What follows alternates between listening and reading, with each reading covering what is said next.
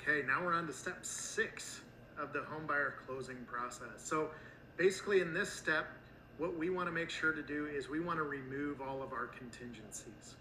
This would be everything except for a home sale contingency. So there are contingencies built into the contract. One of them is one we just talked about in the previous video, which is your option period.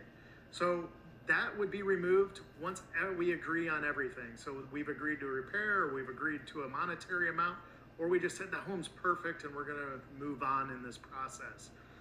The second item would be the appraisal. We've ordered the appraisal, we've got the appraisal back, and then it's met value. If it hasn't met value, that's another renegotiation.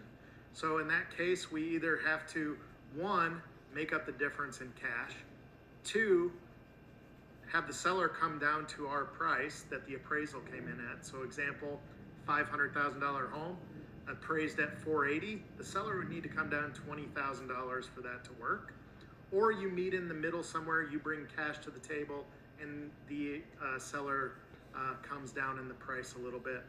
Or the last option is you can terminate based on the appraisal, okay? So those are basically your options there.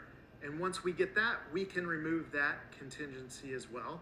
And then 3, we're gonna remove the financing contingency. Once the lender has said, you're good to go, your financing is complete, now you still need to do some underwriting process. They're still gonna ask for documents, and it's gonna go all the way up to closing.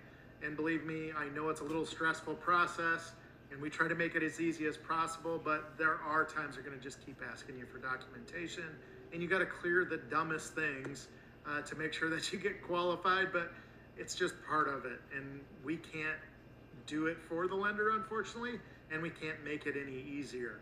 But we will inform you once that's done, we remove that contingency. Now, the only contingency really that is hard to remove is what's called the seller's contingency, where you have to sell another home in order to buy. And typically when you're doing this, a lot of people think, once I get my home under contract, I can remove that contingency.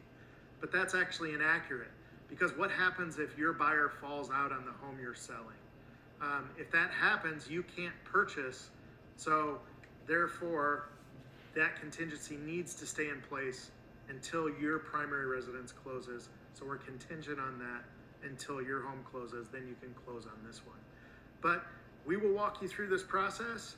And again, it's very fluid and in a fairly easy process. There's just a lot of knick-knack things that need to be done in the correct time frames and timelines, and that's our job to keep you abreast of those, number 1, and number 2, so we don't miss any of those.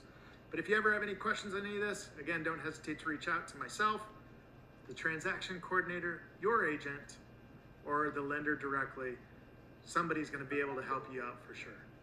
I hope you have a blessed day, and we'll talk to you soon.